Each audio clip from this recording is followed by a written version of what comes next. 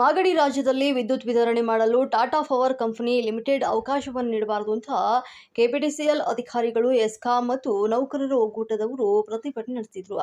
ಬೆಸ್ಕಾಂ ಮುಂಭಾಗ ನಡೆದಂತ ಎಇ ಪ್ರತಿಭಟನೆಯಲ್ಲಿ ಬೆಸ್ಕಾಂ ರವಿಕುಮಾರ್ ಮಾತನಾಡಿ, ರಾಜ್ಯದಲ್ಲಿ ಪವರ್ ಕಂಪನಿಯವರು ವಿದ್ಯುತ್ ವಿತರಣೆ ಮಾಡಲು ವಿದ್ಯುತ್ ಕ್ಷೇತ್ರಕ್ಕೆ ಕಾಲಿಡಲು ಕೆಇಆರ್ಸಿಗೆ ಅರ್ಜಿ ಸಲ್ಲಿಸಿದ್ದಾರೆ. ಖಾಸಗಿಯವರು ಲಾಭಕ್ಕೆ ಕೆಲಸ ಮಾಡುವುದರಿಂದಾಗಿ ದೊಡ್ಡ ಕಂಪನಿ ಮತ್ತು ದೊಡ್ಡ ಕಾರ್ಖಾನೆಯವರಿಗೆ ಮಾತ್ರ ಒಳ್ಳೆಯದಾಗುತ್ತದೆ. ಇದರಿಂದಾಗಿ ರೈತರು ಬಡವರಿಗೆ ಒಳ್ಳೆಯದಾಗುವುದಿಲ್ಲ. 80 ವರ್ಷದಿಂದ ಎಲ್ಲರೂ ಸಂಸ್ಥೆಯನ್ನ ಬೆಳೆಸಿದ್ದು, ಟಾಟಾ ಕಂಪನಿಯವರು ವಿದ್ಯುತ್ ಕ್ಷೇತ್ರಕ್ಕೆ ಕಾಲಿಡುವುದು ಬೇಡ ಅಂತ ವಿಭಾಗ ಮಟ್ಟದಲ್ಲಿ ಒಕ್ಕೂಟದಿಂದ ಪ್ರಾಥಮಿಕ ಹೋರಾಟ ಮಾಡಲಾಗ್ತಾ ಇದೆ ಅಂತ ತಿಳಿಸಿದ್ರು. ಕೇಂದ್ರ ಸಮಿತಿಯ ಸದಸ್ಯ ಲಕ್ಷ್ಮಣ ಮಾತನಾಡಿ, ರಾಜ್ಯದಲ್ಲಿ ವಿದ್ಯುತ್ ವಿತರಣೆ ಮಾಡಲು ಟಾಟಾ ಪವರ್ ಕಂಪನಿಯವರು ಪರವಾನಗಿಗಾಗಿ ಅರ್ಜಿ ಸಲ್ಲಿಸಿದ್ದು, ಇವರಿಗೆ ಅವಕಾಶವನ್ನ ನೀಡಿದರೆ ಗ್ರಾಹಕರು, ರೈತರ, ವಾಣಿಜ್ಯೋದ್ಯಮಿಗಳು ಮತ್ತು ನೌಕರರಿಗೆ ತೊಂದರೆ ಆಗ್ತದೆ. ನಮ್ಮ ಸಂಸ್ಥೆ ಚೆನ್ನಾಗಿದ್ರೆ ನಾವು ಚೆನ್ನಾಗಿರ್ತೇವೆ. ಅದರಿಂದಾಗಿ ಟಾಟಾ ಕಂಪನಿಯವರಿಗೆ ಅವಕಾಶ ನೀಡಬಾರದು ಅಂತ ನೌಕರರ ವಿರೋಧ ವ್ಯಕ್ತಪಡಿಸ್ತಾ ಇದ್ದು, ಗ್ರಾಹಕರು, ರೈತರು, ವಾಣಿಜ್ಯೋದ್ಯಮಿಗಳು ಮತ್ತು ಕೆಇಆರ್ಸಿಗಳಿಗೆ ಆಕ್ಷೇಪಣೆ ಅರ್ಜಿ ಸಲ್ಲಿಸಬೇಕು ಅಂತ ಮನವಿ ಮಾಡುತ್ತೇವೆ ಅಂತ ತಿಳಿಸಿದ್ರು. ಕರ್ನಾಟಕ ಗ್ರಾಮ ವಿದ್ಯುತ್ ಪ್ರತಿನಿಧಿ ಸಂಘದ ರಾಜ್ಯಾಧ್ಯಕ್ಷ ವೆಂಕಟೇಶ್ ಮಾತನಾಡಿ, ಟಾಟಾ ವಿದ್ಯುತ್ ಕಂಪನಿಯವರು ವಿದ್ಯುತ್ ವಿತರಣೆ ಮಾಡಲು ಅರ್ಜಿ ಸಲ್ಲಿಸಿದ್ದು, ಖಾಸಗಿಯವರಿಗೆ ವಿದ್ಯುತ್ ವಿತರಣೆ ಮಾಡಲು ಅವಕಾಶವನ್ನು ನೀಡಿದರೆ ಕಂಪನಿಯವರ ಮೇಲೆ ಒಂದು ಖಾಸಗಿ ಸರ್ಕಾರದ ನಿಯಂತ್ರಣವಿಲ್ಲದಂತಾಗಿ ನೌಕರರು, ರೈತರು, ಸಾರ್ವಜನಿಕರು ಮತ್ತು ವಾಣಿಜ್ಯೋದ್ಯಮಿಗಳಿಗೆ ಬಹಳ ಅನ್ಯಾಯವಾಗುತ್ತದೆ. ಅದರಿಂದಾಗಿ ವಿದ್ಯುತ್ ಶಕ್ತಿ ಕಾಯ್ದೆ 2023ರ ಸೆಕ್ಷನ್ 108ರ ಅನ್ವಯ ಅವರ ಅರ್ಜಿಯನ್ನ ತಿರಸ್ಕರಿಸಬೇಕು ಅಂತ ತಿಳಿಸಿದ್ರು. ಬೆಸ್ಕಾಂ ಎಇ ಶಿವಕುಮಾರ್ ಮತ್ತು ಶಿವರಾಜ್, ಎಇ ಮಧು, ಜೆಇ ಇನಾಯತ್, ಜೆಇ ಮತ್ತು ಕಾಂತರಾಜು ಸೇರಿದಂತೆ ಮತ್ತಿತರ ಒಂದು ಸಂದರ್ಭದಲ್ಲಿ ಹಾಜರಿದ್ದರು. ನೌಕರರ ಸಂಘಗಳ ಒಕ್ಕೂಟಕ್ಕೆ, ಕೆಪಿಟಿಸಿಎಲ್ ನೌಕರರ ಸಂಘಗಳ ಒಕ್ಕೂಟಕ್ಕೆ, ಕೆಪಿಟಿಸಿಎಲ್ ನೌಕರರ ಸಂಘಗಳ ಒಕ್ಕೂಟಕ್ಕೆ. ಆತ್ಮೀಯ ಮಾಗಡಿ ವಿಭಾಗದ ಹಾಗೂ ಎಲ್ಲ ಉಪವಿಭಾಗಗಳ ಸಮಸ್ತ ಅಧಿಕಾರಿಗಳು ಹಾಗೂ ನೌಕರರು ಬಂದವರೇ, ಏನು ನಮ್ಮ ಒಕ್ಕೂಟಗಳ ಅಧ್ಯಕ್ಷ ಅಂತಹ ಬಲರಾಮ್ ಸಾಹೇಬ್ರು ಹಾಗೂ ಕಾರ್ಯದರ್ಶಿ ಅಂತ ಈ ಬಸವಣ್ಣ ಸಾಹೇಬ್ರು, ಹಿರಿಯ ಸಂಘದ ಅಧ್ಯಕ್ಷರು ಹಾಗೂ ಕಾರ್ಯದರ್ಶಿ ಅಂತ ಬಸವಣ್ಣ ಸಾಹೇಬ್ರ ಆದೇಶ ಮೇರೆಗೆ ನಮ್ಮ ರಾಜ್ಯಾದ್ಯಂತ ಎಲ್ಲ ಕೆಪಿಸಿಎಲ್ ಹಾಗೂ ಎಸ್ಕಾಂಗಳಲ್ಲಿ ವಿಭಾಗಗಳಲ್ಲಿ ದ್ವಾರ ಸಭೆಯನ್ನ ಮಾಡಿ ನಮ್ಮ ಸಮಸ್ತ ನೌಕರರು ಮತ್ತು ಅಧಿಕಾರಿಗಳನ್ನ ಒಂದು ಅವೇರ್ನೆಸ್ ಮೂಡಿಸಬೇಕು, ಒಂದು ತಿಳುವಳಿಕೆ ನೀಡಬೇಕು ಅಂತ ಒಂದು ಸಭೆ ಕಟ್ಟಿದ್ರು. ಅಂದ್ರೆ ನೀವು ನಮಗಿನ ಹೆಚ್ಚಾಗಿ ನೀವು ಇದನ್ನು ಸಹ ಜನರಿಗೆ ತಿಳಿಸ್ಬೇಕು, ಅವೇರ್ನೆಸ್ ಈ ತರ ಇದೆ. ಸೊ ಎಲ್ಲಾರು ಒಂದಾಗಿ ರೈತ ಸಂಘಟನೆಗಳಿರ್ಬೋದು, ಕನ್ನಡ ಪರ ಸಂಘಟನೆ, ಪ್ರತಿಯೊಬ್ಬರಿಗೂ ಈಗ ಏನಕ್ಕೆ ಅಂದ್ರೆ ಯಾರ್ದೋ ಒಬ್ರು ಈಗ ನೀವೇನೇ ಇದ್ರು ಬಂದು ನಮ್ಮ ಹತ್ರ ಕೇಳ್ಬೋದು. ಬಟ್ ಒಂದು ಕಾರ್ಪೊರೇಟ್ ಕಂಪ್ನಿ ಆಯ್ತು ಅಂದ್ರೆ ಅಲ್ಲಿ ಯಾರನ್ನೂ ಒಳಗೂ ಎಂಟ್ರೂ ಮಾಡಲ್ಲ. ಸೊ ಅವ್ರದ್ದು ಏನು ಉದ್ದೇಶ ಇರುತ್ತೆ ಅಷ್ಟೇ ಇರುತ್ತೆ. ಅದರಿಂದ ಇದೆ ಸಾರ್ವಜನಿಕ ಆಸ್ತಿ ಆಗಿರೋದ್ರಿಂದ ನಾವೆಲ್ಲರೂ ಸೇರಿ ಉಳಿಸೋಣ ಅಂತ ಹೇಳ್ಬಿಟ್ಟು ಇದಕ್ಕೆ ಬೆಂಬಲ ಸೂಚಿಸಿ ಎಲ್ಲರಿಗೂ ಒಂದಿಸುತ್ತಾ ಎರಡು ಮಾತು ಮುಗಿಸಿ. ಜೈ ಹಿಂದ್, ಜೈ ಕರ್ನಾಟಕ. ಕೆಪಿಟಿಸಿಎಲ್ ಎಂಪ್ಲಾಯೀಸ್ ಯೂನಿಯನ್ ಏನೇ ಬರಲಿ ಸ್ನೇಹಿತರೆ ಹಾಗೂ ಮಾಧ್ಯಮ ಮಿತ್ರರೇ, ಈ ದಿನ ನಮಗೆ ಒಂದು ಕರಾಳ ದಿನ ಅಂತಾನೆ ನಾವು ಹೇಳ್ಬೇಕು. ಯಾಕೆಂದ್ರೆ ಎಲ್ಲರ ಜನರ ಮಧ್ಯೆ ಇರ್ತಕ್ಕಂಥ ದುಡಿತಂತ ಒಂದು ಸಂಸ್ಥೆ, no loss no profit base ಅಂತಾನೆ ನಮ್ಮ ಸಂಸ್ಥೆಯ ಹೆಸರು. ಯಾವುದೇ ರೀತಿಲಿ ಲಾಭ ಮಾಡೋಂಗಿಲ್ಲ, ನಷ್ಟಕ್ಕೂ ತಗೊಂಡೋಗಿಲ್ಲ. ಆ ತರ ಉದ್ದೇಶದಿಂದ ಒಂದು ಬಂದಿರತಕ್ಕಂಥ ಒಂದು ಸಂಸ್ಥೆ ಕೆಇಬಿ. ತದನಂತರ ಅದು ನಾನಾ ಕಂಪ್ನಿ ಆಯ್ತು, ಏನಾದ್ರು ಅದೆಲ್ಲ ನಾವು ಮೊದ್ಲೇ ಅರ್ಥ ಮಾಡ್ಕೋಬೇಕಿತ್ತು. ಏನು ಡಿವೈಡ್ ಆದ್ರೆ ಇನ್ನ ಒಳ್ಳೆ ಎಫಿಷಿಯೆಂಟ್ ಆಗಿ ಸರ್ವಿಸ್ ಕೊಡ್ಬೋದು ಅನ್ನೋ ಉದ್ದೇಶದಲ್ಲಿ ಮಾಡೋರೆ ಅಂತ ನಾವೆಲ್ಲ ಹೋರಾಟ ಮಾಡಿ ಕೆಲಸ ಮಾಡ್ತಾ ಬರ್ತಿದ್ವಿ. ಆ ಡಿವೈಡ್ ಮಾಡೋ ಹಿಂದೆ ಈ ತರ ಖಾಸಗೀಕರಣ ಮಾಡೋದು ಇದೆಲ್ಲ ಉದ್ದೇಶಗಳಿದಾವೆ ಅಂತ ನಮ್ಗಂತೂ ಗೊತ್ತಿರ್ಲಿಲ್ಲ. ಡಿವೈಡ್ ಮಾಡಿ ಹಂಚಿಕೆ ಆದ್ರೆ ಎಫಿಷಿಯನ್ಸಿ ಜಾಸ್ತಿ ಆಗುತ್ತೆ, ಪರ್ಫಾರ್ಮೆನ್ಸ್ ಜಾಸ್ತಿ ಆಗುತ್ತೆ, ರಿಸಲ್ಟ್ ಚೆನ್ನಾಗಿ ಬರುತ್ತೆ ಅನ್ನೋ ಉದ್ದೇಶದಲ್ಲಿ ಮಾಡೋರೆ ಅಂತಾನೆ ನಾವಂತೂ ಅನ್ಕೊಂಡೆಲ್ಲ ಕೆಲಸ ಮಾಡ್ತಾ ಇದ್ದೋ. ಈ ಡಿವೈಡ್ ಹಿಂದೆ, ಈ ಕಂಪ್ನಿಗಳನ್ನ ನಾವು ಡಿವೈಡ್ ಮಾಡೋ ಹಿಂದೆ ಈ ಖಾಸಗೀಕರಣದ ಹುನ್ನಾರ ಇದೆ ಅಂತ ನಮ್ಗೆ ಯಾವತ್ತೂ ಗೊತ್ತಿರ್ಲಿಲ್ಲ. ಇದೆಲ್ಲ ಇದೆ. ಆದ್ರೆ ನಮ್ಗೆಲ್ಲ ಗೊತ್ತು, ಹಿಂದೆ ಎಲ್ಲ ಒಂದ್ ಬ್ಯಾಂಕ್ಗಳಾಗ್ಬೋದು, ಇನ್ನೊಂದಾಗ್ಬೋದು, ಸುಮಾರು ಖಾಸಗೀಕರಣ ಇದ್ದು ಅವನ್ನೆಲ್ಲ ರಾಷ್ಟ್ರೀಕರಣ ಮಾಡಿದ್ರು. ಹಿಂದೆ ಏನಕ್ಕೆ ಮಾಡಿದ್ರು? ಯಾವುದೇ ಖಾಸಗಿ ಕಂಪ್ನಿಗಳು ಸ್ವಹಿತಾಸಕ್ತಿನೇ ನೋಡ್ತೇವೆ ಹೊರತು ಸಾರ್ವಜನಿಕ ಹಿತಾಸಕ್ತಿ ನೋಡೋದಿಲ್ಲ. ಆ ಒಂದು ಉದ್ದೇಶದಿಂದನೇ ಹಿಂದೆ ಬ್ಯಾಂಕ್ಗಳಾಗ್ಬೋದು ಅಥವಾ ಯಾವುದೇ ಇಲಾಖೆಗಳನ್ನಾಗ್ಬೋದು ಖಾಸಗೀಕರಣದಿಂದ ರಾಷ್ಟ್ರೀಕರಣ ಮಾಡಿದ್ರು. ಇವತ್ತಿನ ಸ್ಥಿತಿಲಿ ಈ ರಾಷ್ಟ್ರೀಕರಣ ಇದ್ದವನ್ನೆಲ್ಲ ಖಾಸಗೀಕರಣ ಮಾಡ್ತಾರೆ. ಏನ್ ಹೇಳ್ತಾರೆ ಕೇಳಿದ್ರೆ ನಷ್ಟದಲ್ಲಿದೆ. ಅದು ಏನೋ ಅದು ಬಿಸ್ನೆಸ್ ಒಂದು ಸ್ಟ್ರಾಟಜಿನೇ ಆಗಿರ್ತದೆ. ತದನಂತರ ಅವನೇನ್ ಮಾಡ್ತಾನೆ, ಅವನು ನಾನಾ ರೀತಿ ಹೇಳ್ಬಿಟ್ಟು ಹೈಕ್ ಮಾಡೋದು. ಈಗ ನೀವೆಲ್ಲ ಕಣ್ಣು ಮುಂದೆ ನೋಡಿದಿರಿ.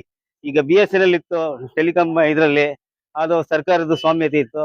ಅದ್ರ ಮೇಲೆ ಬಂದ್ವು. ಏರ್ಟೆಲ್ ಬಂತು, ರಿಲಯನ್ಸ್ ಬಂತು, ವೋಡಾಫೋನ್ ಬಂದ್ವು. ಬಟ್ ಸರ್ವಿಸ್ ಚೆನ್ನಾಗಿ ಸಿಗ್ತದೆ, ಕರೆಕ್ಟ್ ನೆಟ್ವರ್ಕ್ ಇದೆಲ್ಲ. ಬಟ್ ಆಮೇಲೆ ಏನ್ ಮಾಡಿದ್ರು ಅವರು, ಪ್ರೈಸ್ ಕಮ್ಮಿ ಮಾಡ್ದಂಗ್ ಮಾಡಿ. ಈಗೆಲ್ಲ ತಮಗೆ ಗೊತ್ತು ಅವ್ರದೆಲ್ಲ ರೈಸ್ ಹೆಂಗೆ ಆಗ್ತದೆ ಅಂತ. ನಾಳೆ ದಿನ ಈ ಟಾಟಾ ಪವರ್ ಕಂಪ್ನಿ ಕೂಡ ಬಂದ್ರು ಕೂಡ ಸ್ಟಾರ್ಟಿಂಗ್ ಅಲ್ಲಿ ಏನೋ ಕಮ್ಮಿ ಕೊಡ್ತೀನಿ ಅಂತೆಲ್ಲ ಹೇಳಿದ್ರು ಕೂಡ ಖಂಡಿತವಾಗೂ ಅವನು ಅದ್ ಇಟ್ಕೊಳಕ್ ಸಾಧ್ಯನೇ ಇಲ್ಲ. ಯಾಕೆಂದ್ರೆ ನಾವೊಂದ್ ಸರ್ಕಾರಿ ಸಂಸ್ಥೆನೇ ಆಗಿ ನಾವೇ ಎವ್ರಿ ಇಯರ್ ನಾವೇನ್ ಮಾಡೋದಿಲ್ಲ. ಇಯರ್ಸ್ ಇದೆ ನಮ್ಗೆ.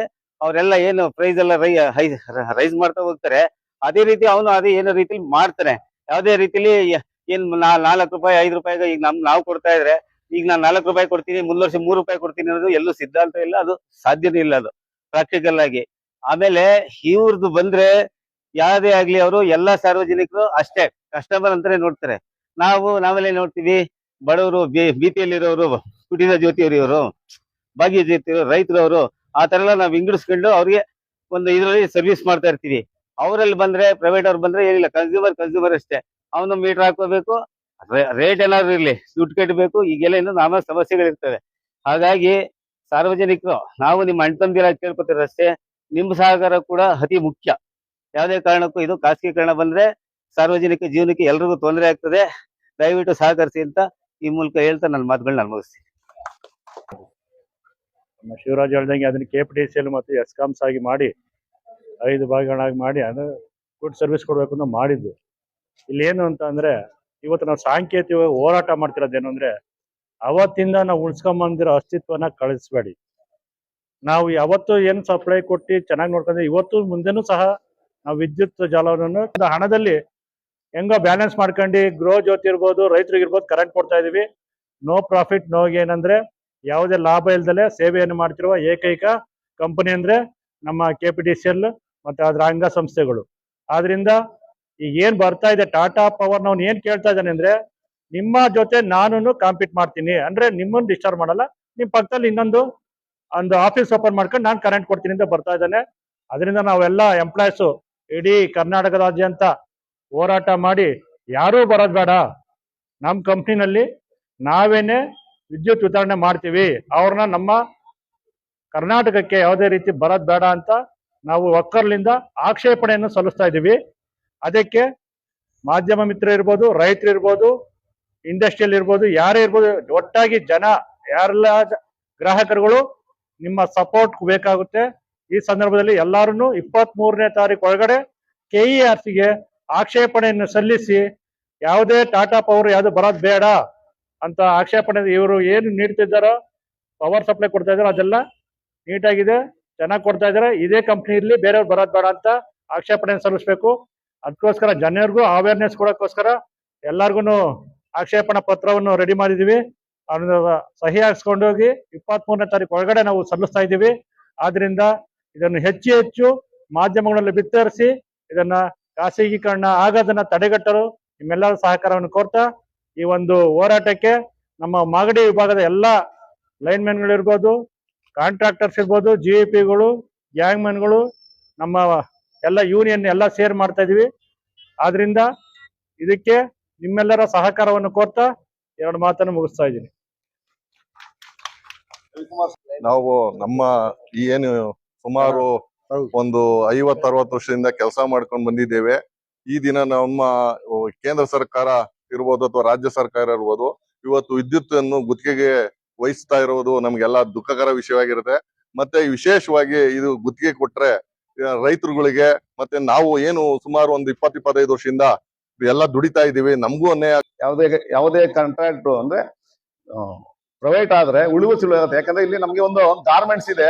ಆ ಗಾರ್ಮೆಂಟ್ಸ್ ಇಂದ ನಾನು ಮೊನ್ನೆ ಏನ್ಕೋ ಹೋಗಿದ್ದೆ, ವಾಪಸ್ ಬರ್ಬೇಕಾದ್ರೆ ನಾನು ಬೆಳಗುವಿಂದ ಆ ಗಾರ್ಮೆಂಟ್ಸ್ ಅಲ್ಲಿ ಒಂದು ಲೇಡಿ ನಿಂತಿತ್ತು. ಯಾಕಮ್ಮ ಅಂದೆ, ಮಾಗಡಿ ಬಿಟ್ಬಿಡೋಣ ಅಂದ್ರು. ಸರಿ ಅಂದ್ಬಿಟ್ಟು ಮಾಗಡಿ ಬಿಡಕ್ಕೆ ಅಂತ ಕರ್ಕೊಂಬಂದ ಕೇಳಿದ್ರೆ ಏನ್ ಸಮಸ್ಯೆ ಅಂತ. 8 ಗಂಟೆಗೆ ಅಲ್ಲಿ ಎಂಟ್ರಿ ಆಗ್ಬೇಕಂತ ಗೇಟ್ಗೆ, 8 ಗಂಟೆ 5 ನಿಮಿಷ ಆದ್ರೆ ಒಳಗೆ ಸೇರ್ಸಲ್ಲ. ದಯಮಾಡಿ ಎಲ್ಲಾ ನೌಕರರು ಅರ್ಥ ಮಾಡ್ಕೋಬೇಕು. 8 ಗಂಟೆಗೆ ಅಲ್ಲಿ 5 ನಿಮಿಷದ ಒಳಗಡೆ ಹೋದ್ರೇನೆ, 8 ಗಂಟೆ 5 ನಿಮಿಷಕ್ಕೆ ಹೋದ್ರೆ ಅಮ್ಮನ್ ಸೇರ್ಸಿಲ್ಲ, ವಾಪಸ್ ಬಂದಿದೀವಿ. ಈಗ ಪ್ರೈವೇಟ್ ಆದ್ರೆ ಅಲ್ಲಾಗಿರೋ ನೌಕರರಿಗೂ ಅಷ್ಟೇ, ನಾವು ನೌಕರರಿಗೂ ಅಷ್ಟೇ ಒಂದೇ ತರ ಆಗೋದು. ದಯಮಾಡಿ ಸಮಸ್ತ ನೌಕರರು ಬಂದ್ರು, ಗ್ರಾಹಕರ ಜೊತೆ, ರೈತರ ಜೊತೆ, ಎಲ್ಲ ಸಂಘ ಸಂಸ್ಥೆಗಳ ಜೊತೆ, ವಾಣಿಜ್ಯೋದ್ಯಮಿಗಳ ಜೊತೆ ಎಲ್ಲ ಸಹಕರಿಸಿ ನಮ್ಮ ಅಸ್ತಿತ್ವನ ನಾವು ಉಳಿಸ್ಕೋಬೇಕಾದ್ರೆ ನಾವೆಲ್ಲ ಒಗ್ಗಟ್ಟಾಗಿ ಹೋರಾಟ ಮಾಡ್ಬೇಕು. ಈಗ ಒಗ್ಗಟ್ಟಾಗಿ ಎಲ್ಲ ದ್ವಾರ ಸಭೆ ಮಾಡ್ತಾ ಇದೀವಿ. ಮುಂದಿನ ದಿನ ಹೋರಾಟ ಮಾಡ್ಬೇಕಾಗಿದೆ. ಮುಂದಿನ ಹೋರಾಟ ಅಂದ್ರೆ ಬೀದಿಗೂ ಇಳಿಬೇಕಾಗ್ತದೆ. ನಮ್ಮ ತನು ಮನ ಧನ ಎಲ್ಲ ಸಹಾಯ ಮಾಡಿ ಬೀದಿಗೆ ಇಳಿಬೇಕು. ಹಾಗೆ ನಮ್ಮ ಕುಟುಂಬಸ್ಥರು, ಹೆಂಡತಿ ಮಕ್ಕಳು, ತಂದೆ ತಾಯಿ ಅವ್ರನ್ನೆಲ್ಲ ಕರ್ಕೊಂಡ್ ಬರ್ಬೇಕಾಗುತ್ತೆ. ಈಗ ನಾನೊಬ್ಬ ನೌಕರ ಚೆನ್ನಾಗಿದ್ರೆ ನನ್ನ ಕುಟುಂಬ ಚೆನ್ನಾಗಿರುತ್ತೆ, ನಮ್ಮ ಸಂಸ್ಥೆ ಚೆನ್ನಾಗಿದ್ರೆ ನಾವೆಲ್ಲರೂ ಚೆನ್ನಾಗಿರ್ತೀವಿ. ದಯಮಾಡಿ ಸಂಸ್ಥೆ ಉಳಿಸೋ ಮಟ್ಟಕ್ಕೂ ನಾವೆಲ್ಲ ಕೆಲಸ ಮಾಡೋಣ.